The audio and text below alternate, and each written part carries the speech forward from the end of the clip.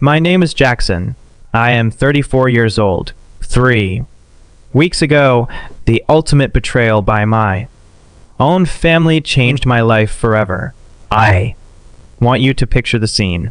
It was my younger brother Lucas's wedding reception. In the middle of the toasts, while I was raising a glass to his new life, Lucas grabbed the microphone. He stood right up in front of 200 people. Our family, my wife, our friends, his new in-laws, and he pointed directly at me. He accused me of sleeping with Emily, his new bride. At his own wedding, he stood up in front of everyone and accused me of having an affair with his wife. But that was not the worst part. The worst part was when my own wife, Sarah, stood up from her chair next to me. She wiped a fake tear from her eye, nodded, and agreed with him. She told the entire room she had been noticing things for weeks. They laughed at me. They judged me. Everyone turned against me in seconds until I opened my phone and pressed play. But there is something they did not know. They did not know I had already met with a lawyer. They did not know I had hired a private investigator. And they certainly did not know that the flash drive in my pocket held enough evidence to destroy their lives and trigger a massive lawsuit that would leave them with nothing. Now they are the ones begging for forgiveness. Before I tell you exactly what happened and what was on that recording, make sure to hit that like button if you believe in absolute justice. And please, tell me what state or country you are watching from in the comments below. Now let's go back to the moment the nightmare began. The wedding hall was filled with golden light, flowers on every table, soft music playing, people laughing, talking, raising their glasses. It was an expensive country club in the suburbs, the kind of place with valet parking and prime rib on the menu. From the outside, this night looked perfect. I stood near the back, holding a glass of water, watching everyone smile. My wife, Sarah, was across the room talking to my parents. I watched her laugh, the diamonds on her neck catching the chandelier light.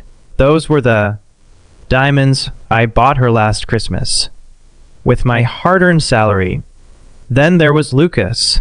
He was the center of attention, as always, the golden boy. He stood by the bar, relaxed, confident, the kind of man who always knew exactly how to look in a room full of people. I watched him, my own flesh and blood, and I thought about the absolute I had discovered exactly 21 days ago. I let him enjoy his little moment of glory. I let Sarah drink her expensive champagne because they had absolutely no idea the storm that was about to hit them. An hour into the reception, Lucas tapped his glass. The sharp clinking sound cut through the jazz music. He walked up to the stage and took the microphone from the DJ. Can I have everyone's attention, please? The music stopped. The room quieted. Lucas smiled at the crowd. Then slowly his eyes moved to me. The entire room followed his gaze. I felt the weight of 200 pairs of eyes locking onto my face. Before we continue, he said softly, I think there's something everyone deserves to know. My mother, Martha, frowned slightly. Emily, the bride, looked completely confused. Lucas, what are you doing? She asked. No, Lucas said gently, playing the role of the wounded victim perfectly. This needs to be said. He looked directly at me. My own brother, he said, his voice dropping into this theatrical whisper. has been having an affair with my wife. The room exploded. Gasps. Whispers, heads turning. The sound of a glass shattering on the floor. My father, Arthur, stood up immediately. "What are you saying?" he shouted. "I know it is hard to hear," Lucas said, rubbing his eyes like he was fighting back tears. "That's why I have proof." He motioned to the DJ. The large screen behind the stage lit up. A series of photos appeared. There I was standing next to Emily in a coffee shop parking lot from months ago. It was the day I helped her jumpstart her car when her battery died. Completely innocent, completely reframed. Then came screenshots of text messages. I recognized immediately they were fake. My name, her name, words I had never written. The room shifted. Murmurs turned darker. I heard my aunt, Clara, gasp. With his own brother's new wife. What a monster. My father sat down slowly, his face confused, frightened. Then came the final nail in the coffin. Sarah, my wife of 5 years, stood up. Her hands were shaking. She looked at the floor. "I'm sorry, Lucas," she said softly. "He is right." I did not want to believe it, but I have been noticing things for weeks. The room turned completely. People who had been smiling at me 5 minutes ago now looked at me with disgust. My own mother looked at me with an expression I had never seen on her face before. Doubt. They all waited for me to cry, to beg, to fall apart. They expected me to scream and defend myself. They expected a scene. I looked down at my hands. Then I looked up and I smiled. The room froze. Lucas frowned. Sarah's expression flickered. "What is funny?" my father snapped. "Nothing," I said quietly. "Nothing at all." I reached into my suit jacket pocket. I felt the cold metal of my phone. They thought they had trapped me, but they did not know I had been planning this exact moment for 3 weeks. To understand how we got to that dining hall, you have to understand the dynamic of my family. I was the older brother, but in my parents' eyes, I was merely the warm-up act. Lucas was the main event. He was the golden child. For years younger than me, he was the star quarterback in high school, the one with the charismatic smile, the one who could talk his way out of a speeding ticket or a failing grade. When Lucas racked up credit card debt in college, my parents dipped into their retirement savings to bail him out. When I worked 2 jobs to pay for my own state college tuition, they told me it builds character. I never asked for a handout. I built my logistics company from the ground up. I worked 80-hour weeks. I sacrificed my 20s so I could have a solid foundation. Whenever Lucas needed money for a new car or a down payment on a trendy downtown loft, my parents would invite me over for Thanksgiving dinner, butter me up, and ask for a loan. A loan that was never repaid, of course. Lucas would clap me on the shoulder and call me his favorite ATM. I tolerated it. I tolerated it because family is supposed to be blood. Family is supposed to have your back. Den Imitsera. She seemed like the antidote to my chaotic family. We met at a real estate seminar. She was smart, driven, and understood the value of hard work. We got married 5 years ago. I bought us a beautiful 4-bedroom house in a quiet suburban neighborhood with a strict HOA. I fully funded her 401k. I made sure she never had to worry about a single mortgage payment. I wanted to give her the world. Sarah always played the role of the peacemaker whenever Lucas crossed a line, whenever he made a passive-aggressive joke about my clothes or my work ethic.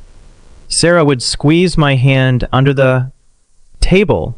"Just let it go, Jackson," she would whisper. "He is your brother. Be the bigger person." I thought she was my rock. I thought she was the one person in the world who saw me for who I really was. I was completely, utterly blind. The illusion shattered 3 weeks before the wedding. It was a Thursday evening. It had been raining all day. A steady, miserable drizzle. I came home, exhausted from a major supply chain audit at work. Sarah was in the master bathroom taking a shower. I could hear the water running. Daniel had left his phone on the kitchen counter a Thursday evening. He was in the shower. Well, in my case, Sarah left her phone on the living room sofa. I was walking past the sofa to get a glass of water when the screen lit up. I usually never look at her phone. We respected each other's privacy, but the notification banner flashed brightly in the dim room, and my eyes naturally caught the text. It was a message from Lucas. Does he suspect anything? Clear the papers. I stood completely still. The water kept running in the bathroom. The house was quiet except for the rain hitting the windows. I stared at the glowing screen. Does he suspect anything? Clear the papers. What papers? Suspect what? My mind tried to rationalize it. Maybe they were planning a surprise party for my upcoming birthday. Maybe they were coordinating a gift. But my gut, that primal instinct that keeps you alive, screamed at me. I picked up the phone. I knew her passcode. It was our anniversary date. I typed it in. My fingers felt like they belonged to someone else. I opened the messaging app. I opened the thread with my brother, and in the span of 30 seconds, my entire reality, everything I believed about my life, my marriage, and my family collapsed into dust. 7 months. My wife and my brother. I scrolled up. 7 months of family. Dinners, Sunday lunches, holiday gatherings, her hugging me, him shaking my hand, both of them smiling at me with a secret sitting right behind their eyes. I read messages detailing hotel meetups while I was away in Chicago for business. I read messages where they laughed about me. Did you get the cash cow to sign the new auto loan? Lucas wrote on a Tuesday afternoon. Yeah, he didn't even read it. He trusts me completely, Sarah replied, followed by a laughing emoji. He is so predictable. I can't wait until we don't have to hide anymore. The betrayal was the physical blow. It felt like someone had driven a frozen spike through my ribs. I could barely breathe, but I could not stop reading. I had to know the depth of the rot. I put the phone down exactly where I found it. I went to our guest bedroom. I sat on the edge of the bed, and I made one decision. I would not cry. I would not confront. I would not warn them. I would wait, and I would collect every single piece of proof. I realized that anger is cheap, vengeance true. Vengeance requires discipline. I was going to let them think they were the smartest people in the room, right up until the moment I burned their world to the ground. I thought the worst was over. I thought finding out my wife was Sleeping with my brother was the bottom of the barrel. I was so incredibly wrong. The next morning after Sarah left for her yoga class, I went straight to my home office. I pulled up our joint bank accounts on my computer. If they were texting about papers and loans, there was a financial trail. I dug through months of statements. That is when the second wave of nausea hit me. This was not just an affair. It was an orchestrated financial robbery. I found withdrawals I did not recognize. Small transfers at first, then larger. One siphoned into a shell account, but the real horror was hidden in our real estate documents. I logged into our county's property tax portal. My house, the house I paid for with my blood and sweat, had a second mortgage taken out against it.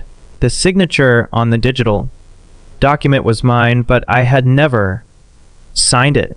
Sarah had forged my signature. She was bleeding my assets dry. Then I found an email draft she had accidentally synced to our shared iPad. It was a communication with a divorce attorney. The plan was laid out with terrifying precision.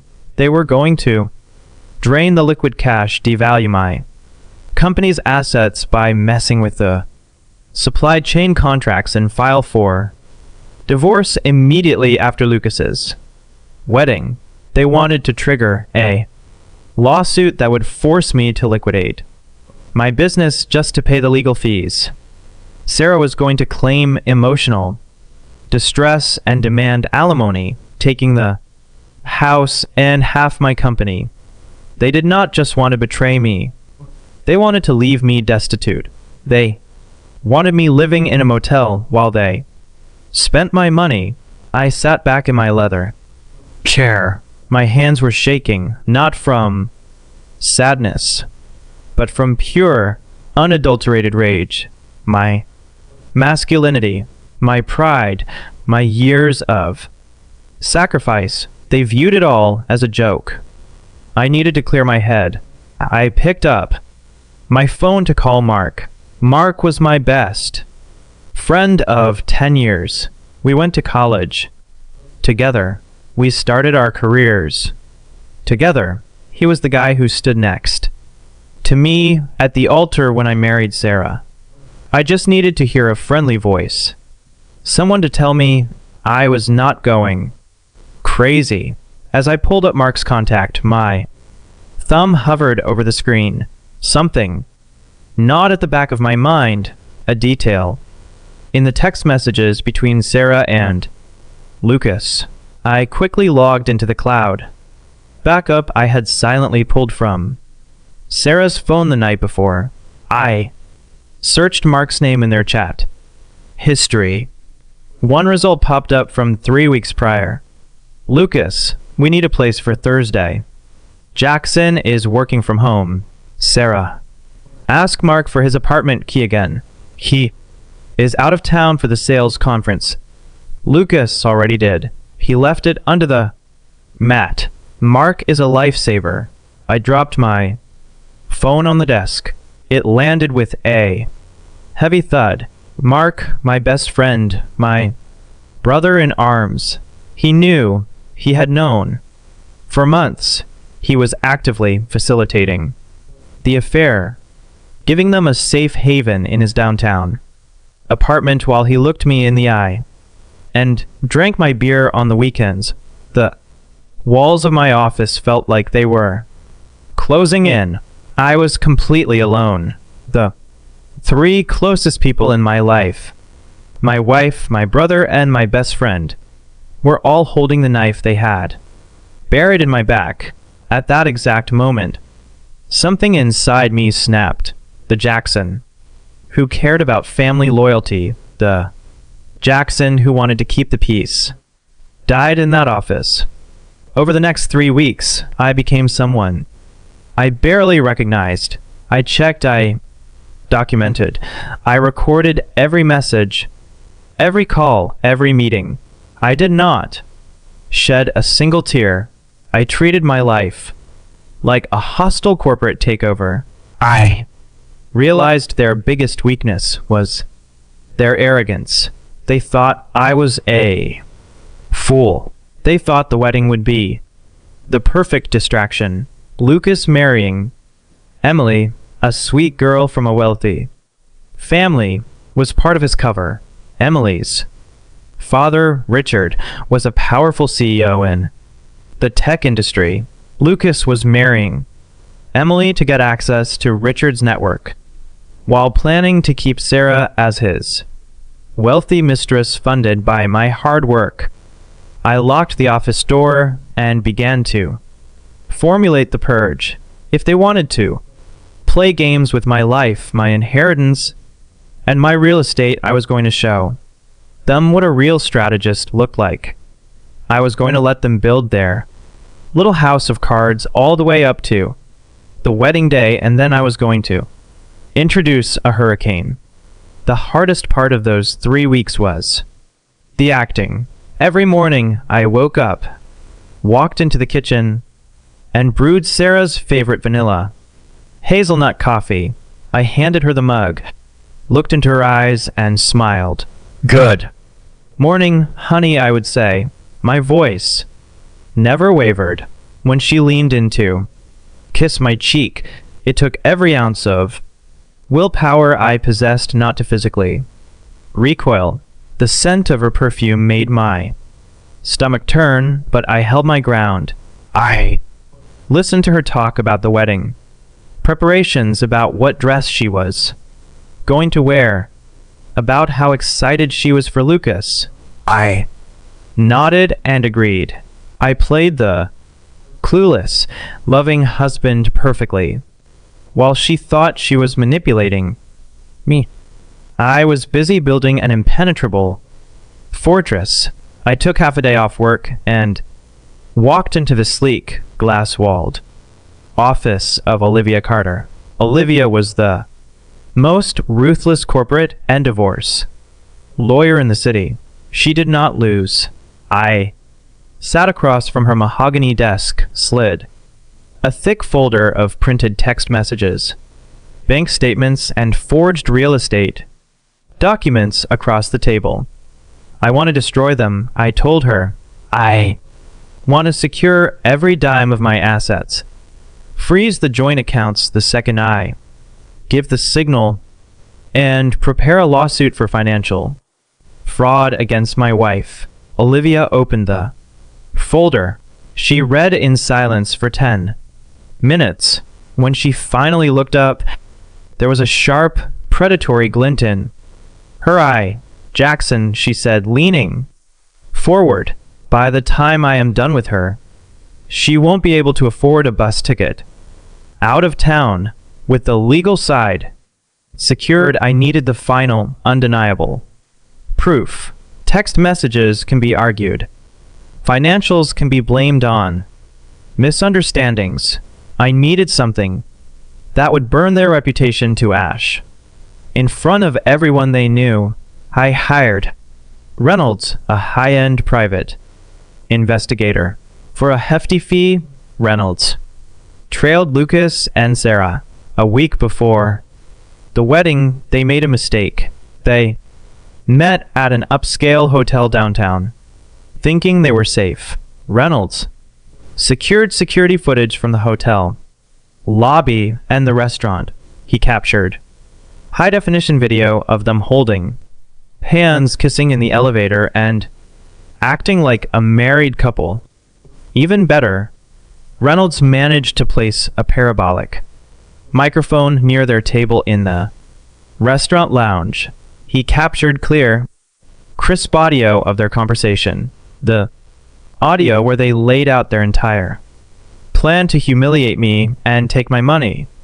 I put all the files, the videos, the audio, the screenshots onto a single, encrypted flash drive. Then, the day of the wedding arrived. The evening started beautifully. Dinner, dancing, toasts, my parents beaming with pride. Emily's family warm and welcoming. I drove Sarah to the country club in my car.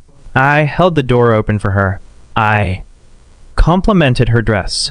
I sat at the family table, Sarah beside me, her hand occasionally touching mine. I let her, because she had no idea what was coming.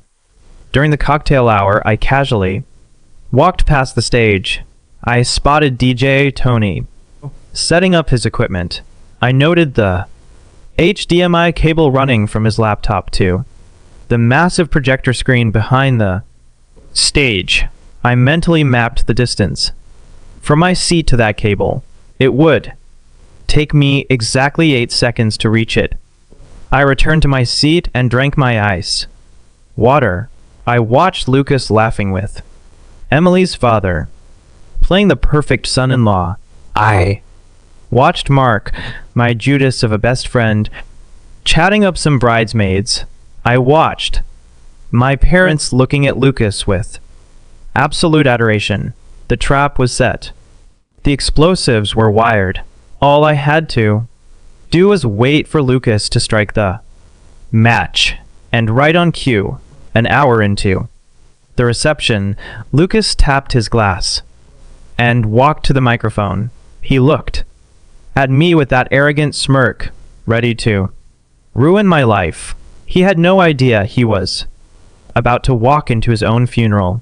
The silence in that expensive chandelier-lit country club was not just quiet. It was a heavy, suffocating vacuum. It was the kind of absolute, paralyzing stillness that sucks the oxygen right out of your lungs. 200 people were holding their collective breath, sitting frozen in their velvet cushion chairs, waiting for the inevitable explosion. They expected a spectacle. They expected me to scream until my vocal cords tore.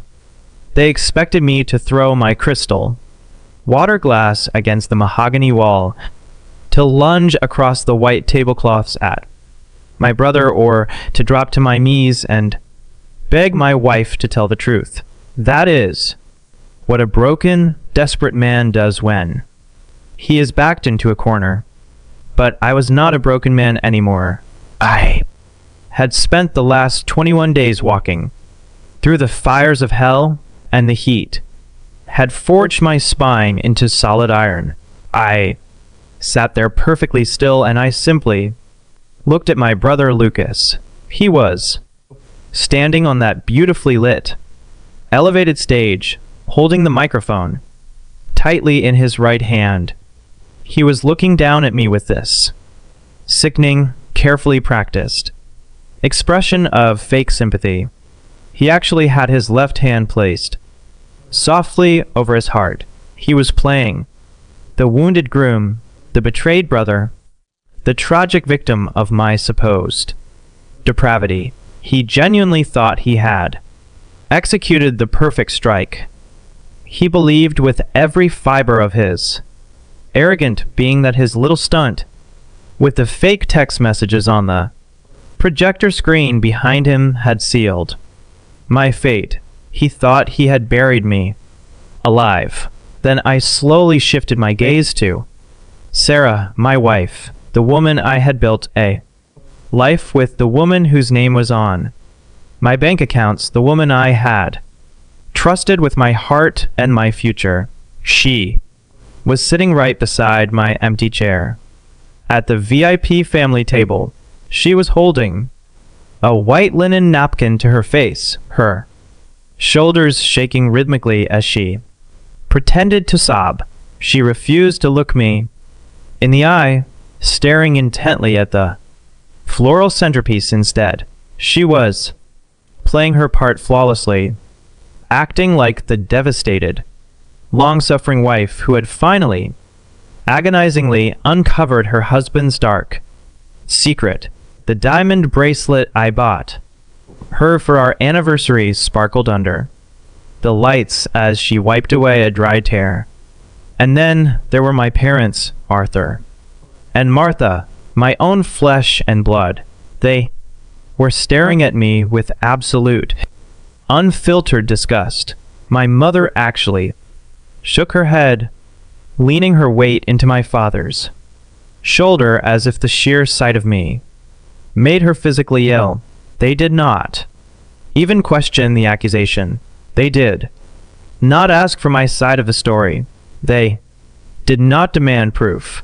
Lucas pointed a finger, and they immediately, instinctively, threw me to the wolves. That realization right there in the middle of the wedding hall was the final, echoing slam of a steel door. It was the absolute death of my family loyalty. I reached into the inside breast pocket of my tailored suit jacket. I felt the cold, hard edges of my smartphone. The small specialized adapter cable was already plugged firmly into the bottom port, the flash drive hanging from it like a silver bullet. I pushed my chair back. The wooden legs scraped against the polished marble floor, a harsh, grating sound that cut through the heavy, suffocating silence like a serrated knife. I stood up slowly. I did not rush. I buttoned the center button of my suit jacket, a deliberate, calming motion. I wanted them to feel the agonizing weight of the moment. I wanted the tension to stretch until it snapped. I wanted Lucas to start sweating under those hot stage lights. What is so funny, Jackson? My father, Arthur, demanded again, his voice echoing loudly in the quiet room. His face was flushed with anger. Have you lost your damn mind? You humiliate your brother on his wedding day. You disrespect your wife. You shame this family, and you stand there and smile. I completely ignored him. I did not even blink in his direction. I stepped away from the table and began walking toward the stage. The crowd parted for me like the Red Sea. People pulled their chairs in, abruptly shrinking back as I passed, as if I were carrying a contagious disease. I could hear Aunt Clara whispering furiously to a cousin, calling me a sociopath. I heard Uncle Bob muttering about how I always had a dark side. I heard Emily, the young bride, crying softly, completely confused and terrified by the absolute circus her dream wedding had become. I kept my eyes locked on Lucas. I did not look away for a microsecond. As I got closer, closing the distance, step by step, I saw the arrogant, triumphant smirk on his face start to Faita. It was just a fraction of an inch, a tiny twitch at the corner of his mouth, but I saw it. He expected me to be frantic. He expected me to defend myself loudly. My absolute icy calm was deeply unnerving him. I walked up the short, carpeted set of stairs to the side of the stage. I bypassed Lucas completely, not even giving him a passing glance, and walked straight toward the DJ booth nestled in the corner. DJ Tony was a young guy, maybe 22 years old, wearing a cheap, ill-fitting vest and looking absolutely panicked. He had his hands hovering uncertainly over his complex mixing board, his eyes darting frantically around the room, unsure of what he was supposed to do. Hey, Tony, I said quietly, my voice steady, conversational, but laced with a terrifying authority. I need you to step back from the laptop right now. Tony swallowed hard, his Adam's apple bobbing. He looked past me, at Lucas, who was glaring at us, then back at me. I can't do that. Man, he stammered, his voice shaking. The groom paid me. He told me to keep these slides up on the screen. I did not raise my voice.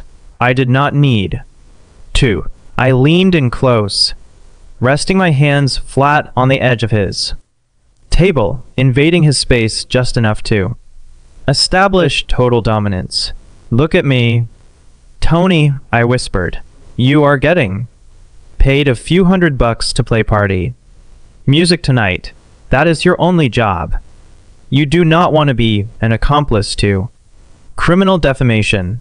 You do not want to be a part of the massive multi-million-dollar lawsuit that is going to hit this family tomorrow morning. Look at my suit. Look at my watch. Now look at Lucas. Who do you think pays the salary in this family? Who do you think has the lawyers to bury you? Step back now." Tony looked deep into my eyes. He saw the absolute 0-degree coldness there, the utter lack of hesitation. He slowly, carefully took a step back, holding his hands up in the air in a gesture of total surrender. I reached down and grabbed the thick, black HDMI cable that was plugged into the side of his laptop. The very cable feeding Lucas's fabricated, pathetic text messages to the massive projector screen behind the stage. I yanked it out with one sharp pull. The giant screen instantly went pitch black. A collective, shocked gasp rippled through the audience. "Hey!" Lucas shouted into the microphone, his voice cracking slightly with sudden panic. "What do you think you're doing? Turn that back on. Someone stop him. He is trying to hide the evidence." I turned slowly to face him. I walked right up to him and calmly, firmly took the microphone right out of his hand. He was so surprised by my sheer audacity that his fingers just went limp. He actually let it go without a fight. I tapped the steel mesh of a microphone twice. The heavy, thumping sound reverberated through the massive speakers, demanding absolute attention. My little brother has always been a truly fantastic storyteller, I said, my voice echoing clearly across the silent, tense dining room. I looked out at the vast sea of faces. I made deliberate eye contact with my parents, who looked thoroughly confused. I looked at Mark, my treacherous, backstabbing best friend, who was sweating profusely near the open bar, and finally my eyes found Sarah. She was clutching her napkin, her knuckles white.